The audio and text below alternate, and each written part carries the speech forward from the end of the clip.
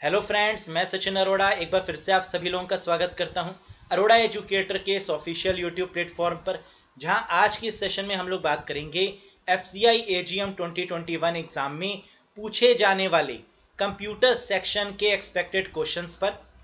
जैसे कि आप सभी लोग जानते हैं कि इसके प्रीवियस वाले सेशन में हम लोगों ने प्रीवियस ईयर पेपर पर पूछे गए यानी प्रीवियस ईयर में पूछे गए क्वेश्चंस पर डिस्कशन किया था और समझा था कि किस तरीके से 20 क्वेश्चन पूछे गए थे प्रीवियस ईयर में, उनका लेवल क्या रहा ये आपने समझा। अब उन्हीं पर बेस्ड, उन्हीं चैप्टर्स पर बेस्ड हम एक्सपेक्टेड क्वेश्चन लेकर आ रहे हैं और ये सेशन लगातार 4 दिन तक चलेगा। तो इन 4 दिनों में बिल्कुल आपको ये समझ में आ जाएगा कि आपका लेवल क्या एग्जाम के अकॉर्डिंग है या नहीं। और अगर आप लोग चैप्टर वाइज पढ़ना चाहते हैं तो उसके लिंक हमने डिस्क्रिप्शन बॉक्स में दे दिए हैं, कमेंट बॉक्स में भी आपको पिन मिल जाएंगे और वहां से भी आप लोग चैप्टर वाइज पढ़ सकते हैं, एक तरीके से रिवाइज कर सकते हैं। तो जितने भी दिन बचे हुए हैं उनका मैक्सिमम यूटिलाइजेशन करिए और डेली कंप्यूटर को अच्छे से पढ़िए, क्योंकि यहां आप full out of full score ला सकते हैं। क्लियर है? तो चलिए शुरू करते हैं आज के इस सेशन को। देखते हैं पहला question. Here it is, among these name the largest memory unit. इनमें से सबसे बड़ी मेमोरी यूनिट कौन सी है बताइएगा। टेराबाइट, एक्साबाइट, पेटाबाइट, जेटाबाइट या गीगाबाइट। तो क्या लगता है आपको सबसे सबसे बड़ी, सबसे मैक्सिमम यूनिट कौन सी है? स्मॉलेस्ट तो बिट होती है, फिर निबल होती है, इसके बाद सबसे बड़ी कौन सी होती है? तो आंसर यहां पर है जेटाबाइट। ये सबसे लार्जेस्ट मेमोरी है गिवन ऑप्शन में। अब देखिए, इसकी अगर हायरार्की की बात करें ऑप्शन में जो दिया हुआ है, तो सबसे पहले बिट आता है, बिट के बाद बाइट आता है, सॉरी बिट आता है, बिट के बाद निबल आता है, निबल के बाद आपका बाइट आता है, देन किलोबाइट आता है, मेगाबाइट आता है, then gigabyte, terabyte, petabyte, exabyte, zettabyte और जेटाबाइट के बाद में आता है आपका योटाबाइट, है ना। तो इस तरीके से पूरी मेमोरी यूनिट चलती है। तो यानी गिवन ऑप्शन में अगर हम बात करें तो सही आंसर है जेटाबाइट। अगला question guys, 1 GB is equals to how many bytes. 1 GB में कितने बाइट होते हैं? 10⁻³ बाइट, 10⁻6, 10⁻9, 10⁻12 या 10⁻15? क्या होगा आपके अकॉर्डिंग करेक्ट आंसर? बिल्कुल, क्योंकि जीबी की बात यहां पर हो रही है तो जीबी का मतलब होता है 10⁻9 बाइट। तो आंसर होगा थर्ड वन बिल्कुल करेक्ट। देखिए, किलोबाइट की बात करें तो 10⁻³ बाइट, मेगाबाइट की बात करें 10⁻6 बाइट और गीगाबाइट 10⁻9 बाइट ना। तो ये रहता है इसका पूरा सीक्वेंस। अगला question, name the founder of HTML language. HTML के फाउंडर का नाम बताइए। Ray Tomlinson, Vint Cerf, Reynold Johnson, Tim Berners Lee या डेविड पॉल ग्रिग। क्या होना चाहिए इस क्वेश्चन का सही जवाब? Absolutely, and the correct answer is Tim Berners Lee. देखिए, अगर रे टॉमलिंसन की बात करें तो ये हैं आपके ईमेल के फाउंडर, विंड सर्फ हैं आपके इंटरनेट के फाउंडर, रेनॉल्ड जॉनसन बहुत ही पॉपुलर नाम है और ये हैं आपके हार्ड डिस्क के फाउंडर। तो हार्ड डिस्क बनाने वाले हैं मिस्टर रेनॉल्ड जॉनसन और डेविड पॉल ग्रिग ये ऑप्टिकल डिस्क के फाउंडर हैं। तो आपको सारे फाउंडर भी यहां से पता चल गए जितने ऑप्शन में दिए थे। अगला देखिए, how much storage is free on Gmail. Gmail में कितनी स्पेस यानी कितना स्टोरेज बिल्कुल फ्री मिलता है आपको? 10 GB, 15 GB, 25 GB, 20 GB या 35 GB? And the correct answer is 15 GB। 15 GB की जो स्पेस है वो गूगल का जीमेल जो है वो आपको बिल्कुल फ्री प्रोवाइड करता है और उसके बाद ये पेड में कन्वर्ट हो जाता है। क्लियर है?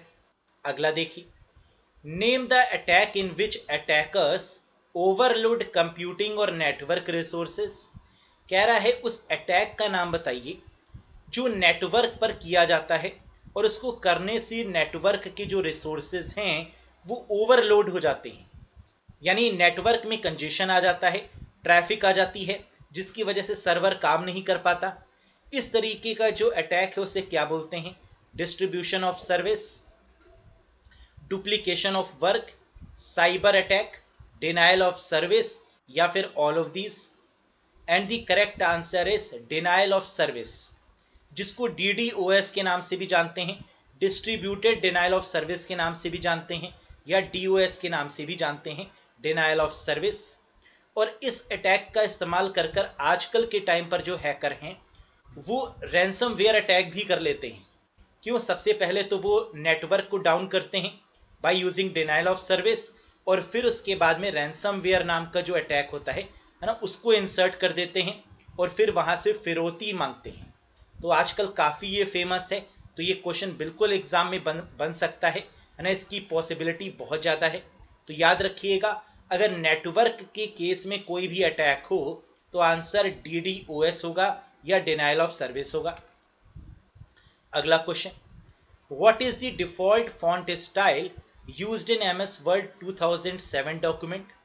कह रहा है MS वर्ड 2007 की जो डॉक्यूमेंट हैं उनका बाय डिफॉल्ट फॉन्ट स्टाइल क्या होता है? Times New Roman, Arial, Calibri, Open Sans, या नन ऑफ दीज? तो जितने भी लेटेस्ट आपके वर्जन हैं MS वर्ड के, उनका होता है कैलिब्री, है ना। तो आंसर आपका थर्ड यहाँ पर बिल्कुल सही है। लेकिन जो 2003 वाले वर्जन थे या जो पुराने वर्जन थे, उनका जो फॉन्ट स्टाइल था वो था टाइम्स न्यू रोमन, लेकिन लेटेस्ट वालों का है कैलिब्री। अगला देखिए, which display the contextual spelling error in a document? कह रहा है किसी भी डॉक्यूमेंट में कॉन्टेक्चुअल स्पेलिंग एरर को इंडिकेट करने के लिए कौन सी लाइन यूज होती है? Green line, blue line, black line, red line, या येलो लाइन? बताइएगा। अगर क्वेश्चन में सिर्फ ये दिया होता कि स्पेलिंग एरर के लिए कौन सी लाइन यूज होती है, तो आंसर होता रेड लाइन, क्योंकि स्पेलिंग के लिए रेड लाइन होती है, और ग्रीन लाइन होती है ग्रामेटिकल एरर के लिए। लेकिन यहां पर कह रहा है कॉन्टेक्चुअल स्पेलिंग एरर, इसलिए आंसर यहां पर होगा ब्लू लाइन। अब आप पूछेंगे कि सर कॉन्टेक्चुअल का मतलब क्या है? कॉन्टेक्चुअल का मतलब है कि स्पेलिंग तो सही है, लेकिन उस कॉन्टेक्स्ट में जिसमें लिखी गई है ना, वो गलत है। जैसे फॉर एग्जाम्पल हम कहें डू यू नो, और यहां पर स्पेलिंग नो की लिख दें NO नो, है ना। तो स्पेलिंग तो सही है नो की, लेकिन डू यू नो में जो नो की स्पेलिंग होनी चाहिए थी वो KNOW होनी चाहिए थी, है ना। तो गलत हो गया, यानी स्पेलिंग सही है लेकिन कॉन्टेक्स्ट गलत है। तो इसलिए यहां पर कौन सी लाइन इंडिकेट होगी? Blue line. क्लियर है? Very good. Pre built spreadsheet model for common application is called? कह रहा है प्री बिल्ट स्प्रेडशीट। स्प्रेडशीट मतलब जैसे MS एक्सेल हो गया, है ना, ये स्प्रेडशीट पैकेज है जो रोज एंड कॉलम्स के फॉर्म में होता है। कह रहा है प्री बिल्ट, यानी पहले से इसको बना दिया गया है इस स्प्रेडशीट को, for common application.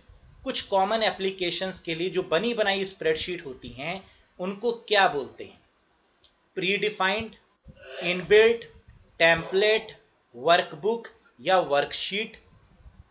Very good guys, and the correct answer is इसको टेम्पलेट के नाम से जानते हैं, है ना। तो आंसर होने वाला है थर्ड, दैट इज टेम्पलेट। अगला question, which of the following is not a valid zoom percentage in Excel? MS Excel में इनमें से कौन सा वैलिड जूम परसेंटेज नहीं है? तो देखिए, एक्सेल में जो मैक्सिमम जूम परसेंटेज होता है वो 400 तक होता है, और 400 के बाद जो भी है वो इनवैलिड है। यानी आंसर यहां पर क्या आएगा? 400, 300, 100, 500 और 200। तो बाकी सब तो वैलिड है, लेकिन 500 आपका इनवैलिड है। लेकिन अगर MS वर्ल्ड में यही क्वेश्चन पूछा जाता तो MS वर्ल्ड में मैक्सिमम आपका 500 होता है जूम परसेंटेज, तो वर्ल्ड के केस में 500 तक वैलिड है, और 500 के बाद जूम परसेंटेज इनवैलिड है ना। लेकिन अगर हम बात करें एक्सेल में तो यहां पर 400 ही आपका वैलिड है, और पावर पॉइंट में भी 400 तक ही आपका जूम परसेंटेज वैलिड है। क्लियर है? What is the shortcut key to create a blank presentation? जैसे कि प्रीवियस ईयर में क्वेश्चन पूछा गया था, shortcut key to insert a blank slide, यानी ब्लैंक स्लाइड को इंसर्ट करने की शॉर्टकट की क्या है? तो आंसर था कंट्रोल के साथ M। लेकिन अगर क्वेश्चन पूछा जाए to create a blank presentation, खाली प्रेजेंटेशन इंसर्ट करनी है, तो इस केस में होगा कंट्रोल के साथ N। तो याद रखिएगा अगर इंसर्ट पूछा जाए है ना, तो हमेशा इस केस में कंट्रोल M हो जाता है, क्योंकि हम स्लाइड को इंसर्ट करते हैं और प्रेजेंटेशन को क्रिएट करते हैं, तो इसके लिए कंट्रोल N होगा। क्लियर है? अगला question, name the web browser developed by Apple company. Apple वही है ना जिसमें अपनी किडनी तक बेचनी पड़ती है तो आप बताइए कि एप्पल के प्रोडक्ट में जो वेब ब्राउजर है ना, वो कौन सा इस्तेमाल होता है? मैक ब्राउजर, क्रोमियम, फायरफॉक्स, आई ब्राउजर या सफारी? क्या लगता है आपको, एप्पल के सिस्टम्स में कौन सा ब्राउजर होता है या कौन सा वेब ब्राउजर होता है? Very good, and the correct answer is safari. तो जितने भी एप्पल के गैजेट्स हैं उसमें सफारी ब्राउजर ही देखने को मिलता है। अगला question guys, name the search engine of China. China के द्वारा बनाए हुए सर्च इंजन का नाम बताइए। AOL, American online, Google, Yahoo, Bing या बेडू? तो AOL आपका किसका है? अमेरिका का।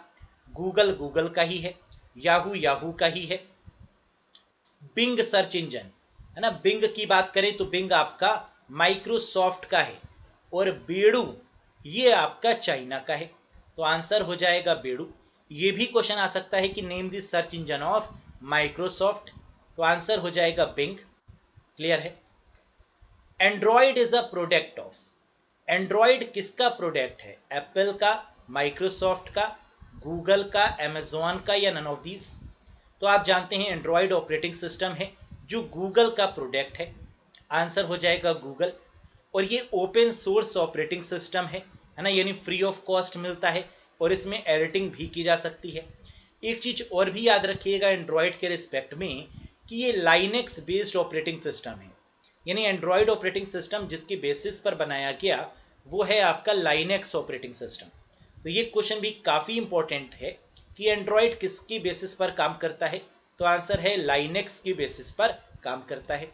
अगला question, which of the following is not an extension of web page? कह रहा है नीचे दिए हुए कुछ एक्सटेंशन में से वेब पेज का एक्सटेंशन कौन सा नहीं है? HTML, HTML, ASPX, MDB या ऑल ऑफ दीज? बताइएगा। तो HTML या HTML है ना, ये तो बिल्कुल सही है। ASPX ये भी सही है, एक्टिव सर्वर पेजेस। MDB ये गलत है ना, क्योंकि ये MS एक्सिस का एक्सटेंशन है। Microsoft database is the extension of MS axis, तो ये हो जाएगा आपका गलत जवाब। क्लियर है? अगला क्वेश्चन, अ लोकल और restricted communication network created for private network is known as. कह रहा है एक ऐसे रेस्ट्रिक्टेड नेटवर्क का नाम बताइए जो लोकल एरिया में इस्तेमाल किया जाता है और प्राइवेट होता है।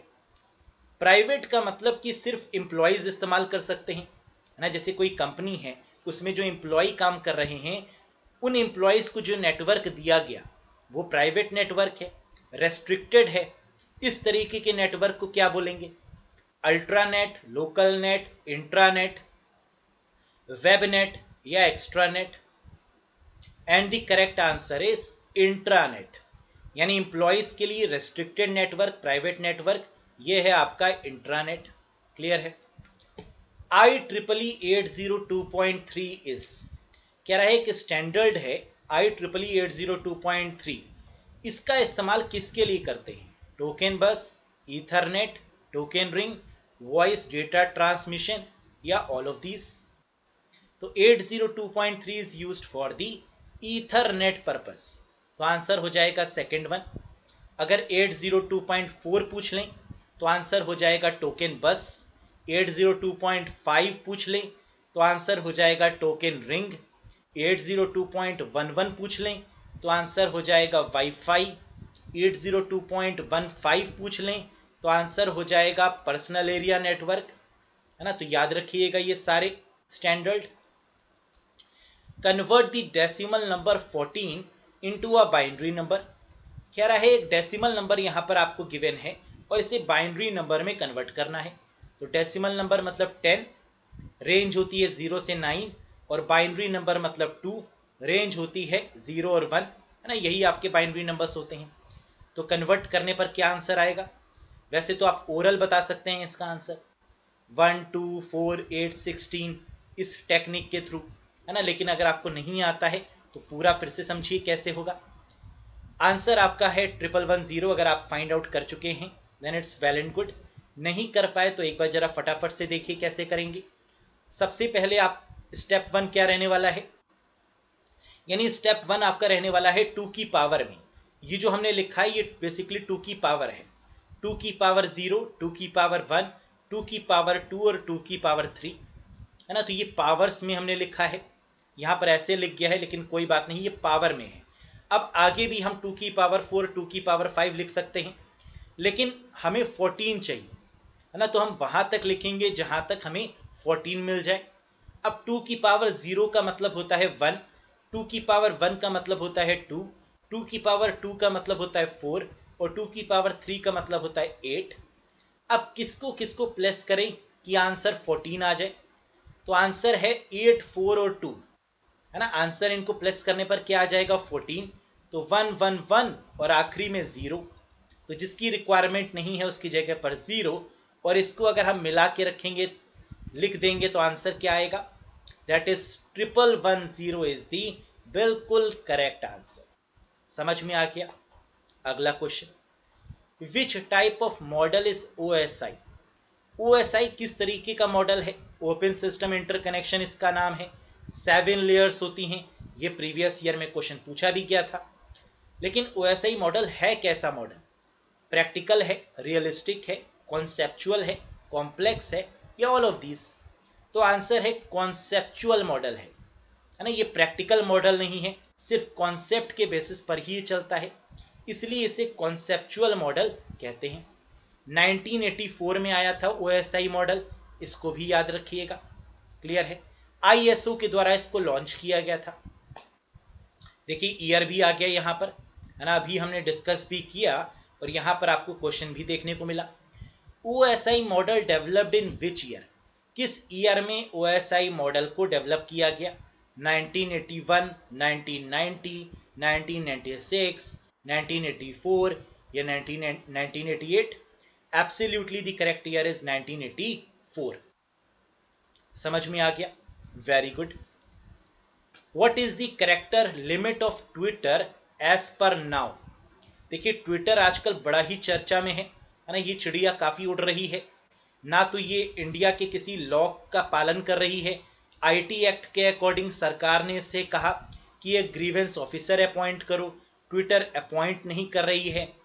ट्विटर ने यहाँ तक हमारे IT मिनिस्टर जो थे रविशंकर प्रसाद, है ना, जो बदल चुके हैं, रविशंकर प्रसाद, इनके अकाउंट को भी डिसेबल कर दिया था, है ना, फिर बाद में एबल किया। तो काफ़ी ज़्यादा ट्विटर सुर्खियों में बना हुआ है आजकल, आप जानते हैं, है ना। तो ये कोई भी इंडिया के नॉर्म्स को फॉलो करने को भी तैयार नहीं है, जहां पर दिल्ली की पुलिस भी इसके पीछे लगी हुई है और काफ़ी केसेस भी चल रहे हैं, है ना। तो यहाँ से क्वेश्चन कोई ना कोई जरूर बनने वाला है। तो जरा बताइएगा, एक बहुत ही इंपॉर्टेंट क्वेश्चन है कि what is the character limit of Twitter as per now? कितनी लिमिट है ट्विटर में कैरेक्टर की? 140 कैरेक्टर, 280 कैरेक्टर, 120 कैरेक्टर्स, 240 कैरेक्टर्स या 500 कैरेक्टर? देखिए पहले इसकी लिमिट हुआ करती थी 140 कैरेक्टर, इससे ज़्यादा टाइप नहीं कर सकते थे ट्विटर में, लेकिन इसको बढ़ा के कर दिया गया है 280 कैरेक्टर्स, है ना। तो याद रखिएगा सेकंड आपका बिल्कुल सही आंसर यहाँ पर बनेगा। ट्विटर आपकी एक, अगर आप बोले तो ये एक माइक्रो ब्लॉगिंग वेबसाइट कही जाती है ना, यानी ऐसी वेबसाइट, माइक्रो ब्लॉगिंग का मतलब जिसमें बहुत कम टेक्स्ट लिखा जा सके, तो ये आपकी माइक्रो ब्लॉगिंग वेबसाइट है। और इंडिया की माइक्रो ब्लॉगिंग वेबसाइट है कू, KOO, है ना। तो ट्विटर को कंपीट करने के लिए, कंपटीशन देने के लिए इंडिया में भी लॉन्च हो चुका है, दैट इज कू ऐप, है ना। ये बहुत तेजी से पॉपुलर हो रहा है, तो देखने वाली बात रहेगी कि इसका आगे क्या रोल रहने वाला है, लेकिन बिल्कुल ये ट्विटर को कंपीट कर रही है ना, ऐसा न्यूज़ में भी देखने को मिला है। तो आई होप कि आपको ये सारे क्वेश्चन पसंद आए होंगे और इन क्वेश्चन में आप मैक्सिमम स्कोर कर पा रहे होंगे। तो ऐसे ही क्वेश्चन मैं आपके लिए लेकर आता रहूँगा, है ना, जो आपके एग्जामिनेशन के पॉइंट ऑफ व्यू से काफ़ी इंपॉर्टेंट है और आपका एक बार रिवीजन भी बहुत अच्छे तरीके से होगा कॉन्सेप्ट को लेकर। तो अगर आप देखें कि ये सारे क्वेश्चन हमने प्रीवियस ईयर क्वेश्चन के बेसिस पर ही बनाए हैं, हर एक चैप्टर को टच किया जाता है एग्जाम में, है ना, ये भी है। और 20 क्वेश्चन अप्रॉक्स आपके एग्जाम में पूछे ही जाएंगे मिनिमम, है ना, मैक्सिमम 25 और मिनिमम 20। तो यहाँ पर full out of full score आपको करना है, ये आप मुझसे वादा करिए कि आप कंप्यूटर में full out of full score करेंगे और अपने सिलेक्शन को इंश्योर करेंगे, है ना। That's all for today. बहुत जल्द मिलेंगे नेक्स्ट सेशन के साथ, जहां पर फर्स्ट सेशन हो चुका है और सेकंड सेशन हम आपके लिए लेकर आएंगे इसी पर based. Thank you very much, bye bye and take care.